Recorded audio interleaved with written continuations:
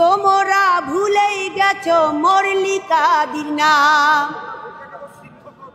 সে এখন ঘুমটা পড়া কাজল বধূ দূরের কোনো গায়।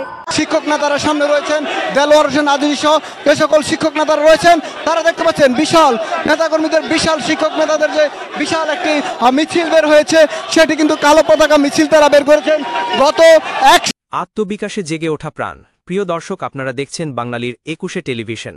প্রাসঙ্গিক প্রসঙ্গ এবং সংবাদ নিয়ে আপনাদের সাথে আছি আমি হৃদয় শিকদার রায়হান। কালো পতাকা মিছিলে এমপিও শিক্ষকদের আন্দোলনের সপ্তম দিন আজ। ঢাকা, শনিবার ১৮ অক্টোবর ২০২৫। বেসরকারি এমপিওভুক্ত শিক্ষক কর্মচারীদের চলমান আন্দোলনের আজ সপ্তম দিন। সকাল থেকেই রাজধানীর শাহবাগ থেকে কেন্দ্রীয় শহীদ মিনার পর্যন্ত এলাকা জুড়ে কালো পতাকা মিছিল, অবস্থান এবং প্রতিবাদ সমাবেশে অংশ নিচ্ছেন দেশের বিভিন্ন জেলা উপজেলা থেকে আসা শিক্ষক কর্মচারীরা। আন্দোলনকারীরা জানান, সরকারের প্রতিশ্রুতি পূরণ না হওয়ায় তারা টানা কর্মসূচি চালিয়ে যেতে বাধ্য হয়েছেন। তাদের প্রধান তিনটি দাবি হল ভাড়া ভাতা বেসিক বেতনের ২০% করা, চিকিৎসা ভাতা ১৫০০ টাকায় উন্নীত করা এবং উৎসব ভাতা বেসিকের ৭৫% নির্ধারণ করা। আন্দোলনকারীরা আরও জানান, বহু বছর ধরে এই ভাতা বৃদ্ধির দাবি জানানো হলেও কার্যকর উদ্যোগ নেওয়া হয়নি। গত ৭ দিন ধরে তারা শহীদ মিনার এলাকায় অবস্থান কর্মসূচি পালন করছেন। এর আগে তারা মানববন্ধন, শিক্ষক সমাবেশ, মোমবাতি প্রজ্বলন এবং প্রতীকী অনশন কর্মসূচি পালন করেছেন। গতকাল থেকে অনেক শিক্ষক অনশন অবস্থায় রয়েছেন, কেউ কেউ অসুস্থ হয়ে চিকিৎসা নিচ্ছেন। আজকের কর্মসূচির অংশ হিসেবে সকাল থেকে কালো পতাকা হাতে শিক্ষকরা অবিচারের বিরুদ্ধে ঐক্যবদ্ধ এবং প্রতিশ্রুতি নয় গেজেট চাই এই স্লোগান দেন। বৃষ্টি উপেক্ষা করেও তারা দিনের বেশিরভাগ সময় সড়কে অবস্থান করেন। আন্দোলনকারীদের পক্ষে সংগঠনের আহ্বায়ক জানান, যতক্ষণ পর্যন্ত তাদের দাবির লিখিত গেজেট প্রকাশ না হবে ততক্ষণ তারা কর্মসূচি চালিয়ে যাবেন। মৌখিক আশ্বাসে তারা আর বিশ্বাস করতে চান না। অন্যদিকে শিক্ষা মন্ত্রণালয়ের কর্মকর্তারা জানিয়েছেন, বিষয়টি বাজেট ও নৈতিকত সিদ্ধান্তের সঙ্গে যুক্ত, তাই সময় লাগছে। তবে সরকার আলোচনার মাধ্যমে সমাধান চায় বলে তারা আশাবাদ ব্যক্ত করেছেন। চলমান এই আন্দোলনের কারণে দেশের বিভিন্ন স্কুল, কলেজ ও মাদ্রাসায় ক্লাস কার্যত বন্ধ রয়েছে। শিক্ষার্থীরা শিক্ষা কার্যক্রমে পিছিয়ে পড়ছে। অভিভাবকদের মধ্যেও উদ্বেগ দেখা দিয়েছে। আন্দোলনকারীরা ঘোষণা দিয়েছেন, আগামী রোববারের মধ্যে দাবি পূরণ না হলে তারা প্রধান উপদেষ্টা দফতরের সামনে বিক্ষোভ মিছিল ও নতুন কর্মসূচি ঘোষণা করবেন। বিশ্লেষকরা মনে করেন, এমপিওভুক্ত শিক্ষক কর্মচারীদের আন্দোলন এখন আর শুধু ভাতা বৃদ্ধির মধ্যে সীমাবদ্ধ নয়, এটি একটি ন্যায্য মর্যাদা ও নৈতিকত অধিকার আদায়ের আন্দোলনের রূপ নিয়েছে। আন্দোলনের এই ধারাবাহিকতা সরকারকে শিক্ষা খাতে নতুনভাবে ভাবতে বাধ্য করছে। দেশের শিক্ষাক্ষেত্রে স্থিতি ও মান বজায় রাখতে দ্রুত সমাধান ও ন্যায্য সিদ্ধান্ত এখন সময়ের দাবি। শিক্ষকরা কেবল বেতন নয়, মর্যাদার স্বীকৃতি চান, আর সেই স্বীকৃতি পেলে শিক্ষা ব্যবস্থা আরও শক্ত ভিত্তি পাবে। সপ্তাহ ধরে তারা শহীদ মিনারে খোলা আকাশের নিচে শিক্ষকরা অবস্থান করছে। শিক্ষকদের যে দাবিগুলো রয়েছে, 20% বাড়ি ভাড়া সহ বিভিন্ন দাবি দাওয়াতে তারা দীর্ঘদিন ধরে আন্দোলন করছে। তবে গত 12 অক্টোবর তারা প্রেস ক্লাবে অবস্থান করে। সেখানে শিক্ষকদের শান্তিপূর্ণ অবস্থান কর্মসূচিতে পুলিশের লাঠিপেটা, টিয়ার সেল এবং জলকামান নিক্ষেপ করে শিক্ষকদের ছত্রভঙ্গ করে দেয়।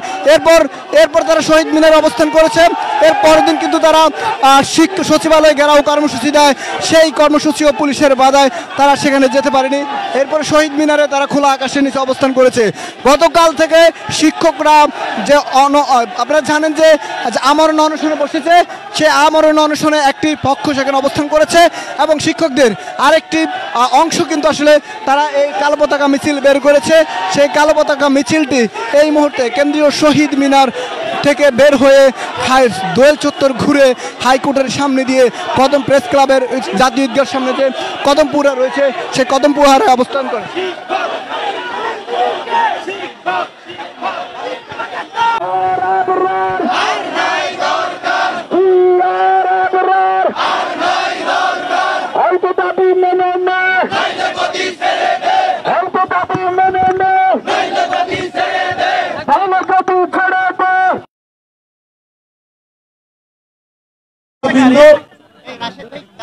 আমাদের মাঝে আপনারা শুনেছেন, ইতিমধ্যে গণ অধিকার পরিষদের সম্মানিত সাধারণ সম্পাদক কেন্দ্রীয় কমিটির জননেতা রাশেদ খান ভাই উপস্থিত হয়েছেন।